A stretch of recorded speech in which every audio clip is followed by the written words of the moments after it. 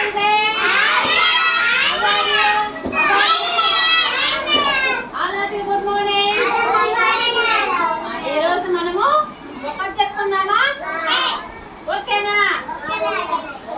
Very good. కథ పేరేం పేరంటే చింటూ అడవిని శుభ్రం చేయటం. కథ పేరేం పేరంటే చింటూ అడవిని శుభ్రం చేయటం అన్నమాట. అడవి తెలుసా మీకు? అడవి తెలుసా మీకు? అడవిలో ఒక చింటూ అనే ఉడత ఉందంట. ఉడత పేరేం పేరు? చింటూ. ఆ ఉడతంట అడవిలో ఉన్న కొమ్మల పైన నడుస్తూ ఇట్లా చిన్న మెల్లగా నడుస్తూ ఏం గమనించింది? ఆకులన్నీ రాలిపోయినాయి, చెట్లు కొమ్మలన్నీ ఇట్లా వంగిపోయినాయి. అవి చెట్లు సంతోషంగా లేవని గమనించిందంట. ఎవరు గమనించింది? చింటి పేరేం పేరు? ఉడత. Very good. ఇది తన స్నేహితుడికి చెప్పిందంట. తన స్నేహితుడు కింటు. స్నేహితుడి పేరేం పేరు? కింటు. కింటుని ఎందుకు కింటు మన అడవిలో చెట్లన్నీ ఇట్లా నీరసంగాను ఆకులు రాలిపోయి ఉన్నాయి అని చెప్పిందంట. అని అడిగితే కింటు ఏమన్నాడు? అరే మనుషులు చెట్లన్నీ నరికేసి అడవులను కాలుస్తూ అట్లా చేయటం వల్ల మన అడవి అట్లా ఉంది అని కింటు ఉడతతో చెప్పిందంట.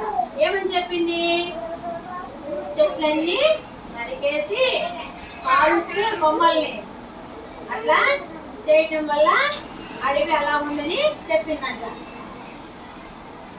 అప్పుడు చింటూ ఏం చేశాడు? తన ఫ్రెండ్స్ అందరిని తీసుకొని పిచ్చుక, చిలుక, గాడిద, ఏనుగు, నెమలి, కుందేలు, సింహం ఎన్ని ఉన్నాయి అడవిలో చెప్పండి? పిచ్చుక,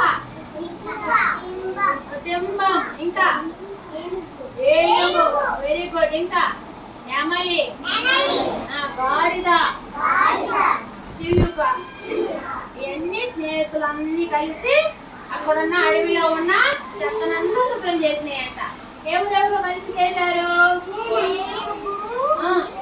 పులి, సింహం, నెమలి, ఇంకా చిలుక, గాడిద, ఏనుగు ఇవన్నీ కలిసి అడవిలో ఉన్న చెత్తనంతా శుభ్రం చేశాయంట. శుభ్రం చేస్తే అప్పుడు ఎట్లా ఉంటది? శుభ్రం చేస్తే క్లీన్ గా నీట్ గా ఉంటది కదా, బాగుందంట. అప్పుడు కొద్ది రోజుల తర్వాత చెట్లన్నీ మళ్ళీ మొక్కలు వచ్చేసి నీట్ గా పువ్వులు పూసి హ్యాపీగా సంతోషంగా బాగా అడవి ఎట్లా ఉంది? చూడటానికి ముచ్చటగా ఉండి బాగుందంట. అట్టనే మన ఇంటి చుట్టూ ఉన్న పరిసరాలు కూడా మనము శుభ్రం చేసుకోవాలి. ఇంటి చుట్టూ చెత్త, చిన్న మొక్కలు నాటుతా అట్లా ఉంటే మన ఇల్లు కూడా ఎట్లా ఉంటది? నీట్ గా మనము ఆ విధంగా అడవిని శుభ్రం చేసుకొని బాగా హ్యాపీగా ఉండేయంట. కథ అర్థమైంది మీకు? క్లాప్స్ కొట్టాను అందరూ ఒకసారి గట్టిగా.